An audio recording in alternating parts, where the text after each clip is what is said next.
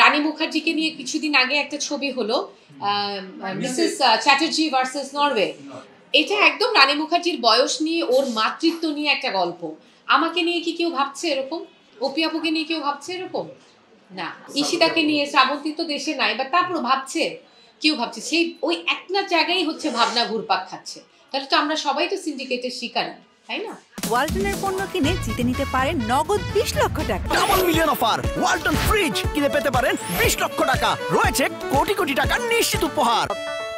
বিনোদন জগতে, মিডিয়া জগতে যত মাধ্যম আসবে ততই ভালো, কিন্তু দুটো জিনিস এনশিওর করতে হবে। এক, সেখানে যেন কোয়ালিটি থাকে, এবং দুই, সেখানে যেন সিন্ডিকেট না হয়ে যায়। আমি খুব ওপেন কথা বলি, এই জন্য আমাকে অনেকে অপছন্দ করতে পারে, কিন্তু আমি বলতে পছন্দ করি।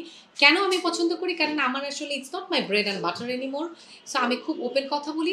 সিন্ডিকেট হওয়া যাবে না। কেন হওয়া যাবে না?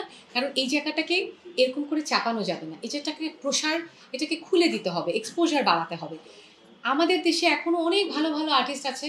তোমরা গুনে দেখো তো কয়জন আর্টিস্ট ওটিটিতে কাজ করছে? তুমি ঘুরে ফিরে এক মুখ দেখবা। এটা কেন?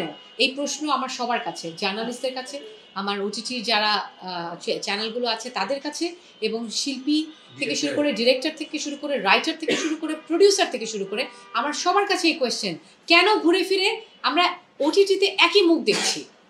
ইটস নট মি, আরও অনেক, আমাদের তারিন আপুর মতো একজন ভালো আর্টিস্ট, তাকে আমরা এখন পর্যন্ত একটা ভালো ওটিটিতে দেখিনি। আমাদের বিপাশ আপু, সৌমি আপু, তানিয়া আপু, আরও অনেকে আছে। অপি আপু কয়টা ওটিটি করেছে? অপি আপুর মতন একজন অ্যাক্টরকে আমরা ওটিটিতে পাই না। তো আফজাল ভাইয়ের মতন একজন এত ভালো শক্তিমান অভিনেতা, ওনাকে আমরা ওটিটিতে পাই না। এনাদেরকে কেউ কাজে লাগাচ্ছে না।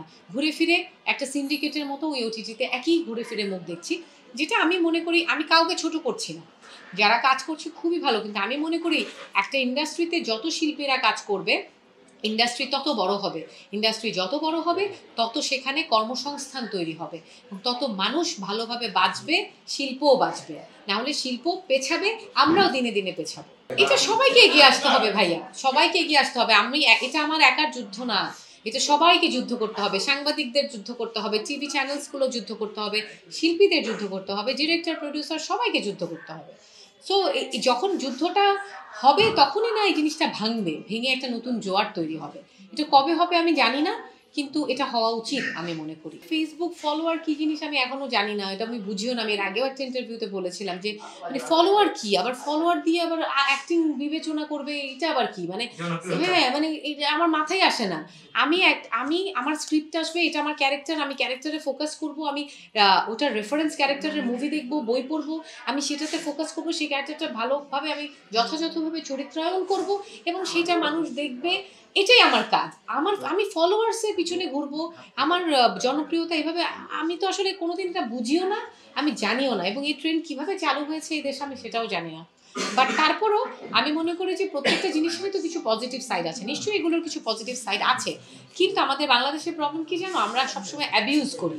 মানে ধরো মোবাইল ফোন যখন আসছে, মোবাইল ফোনের এমন অ্যাবিউজ আমরা করলাম যে মোবাইল ফোনের গোষ্ঠী শেষ করে আমরা ছেড়ে দিলাম। সো একইভাবে ওই ফলোয়ার্স আসছে, ফলোয়ার্স এমন অ্যাবিউজ আমরা করছি ফলোয়ার্সের, যে ভালোকে মন্দকে সে বিচার বিবেচনায় আমরা নষ্ট করে ফেলছি। ফ্যান ক্লাব থাকতো, ভক্তরা মানে সেটা একটা ডিফারেন্ট একটা ট্রেন্ড ছিল, বা ডিফারেন্ট একটা জিনিস ছিল, যেটা আসলে এটার সাথে এটা কোনোদিন মিলবে না। আমাদেরকে মানুষ দেখার জন্য 20 জন দাঁড়ায় থাকতো, 50 জন দাঁড়ায় থাকতো, আমি আসবো, বা আমাদের হ্যাঁ একটা অটোগ্রাফ নেওয়ার জন্য, একটা ছবি তোলার জন্য, বা থাকে না তো ডিফারেন্স। এরকম ফ্যান ফলোয়ার্সটা তো এরকম আমি আসলে জানি না এটা কি জিনিস। আর এইভাবে করে মানে এইভাবে করে জনপ্রিয়তা পাওয়া হয়তো বা খুব সহজ, কিন্তু আমি এগুলোতে বিশ্বাসী না। আমি এখন এই মুহূর্তে আমার এই পার্লার হচ্ছে জ্ঞান, আমার ব্যবসা। আমি এটার পিছনে 100% সময় দিব, এই জায়গাটাকে আমি আগে দাঁড়া করাবো, আর সেটার ফাঁকে ফাঁকে যে সামনের মাসে একটা শুটিং করব, হয়তো মাসে 1-2টা কাজ, বা 2-3 মাস পর একটা কাজ, ভালো ক্যারেক্টার হলে আমি করব। আর এখন আমার সব কিছুই হচ্ছে আমার বাচ্চা, আমার পার্লার ঘিরেই থাকবে।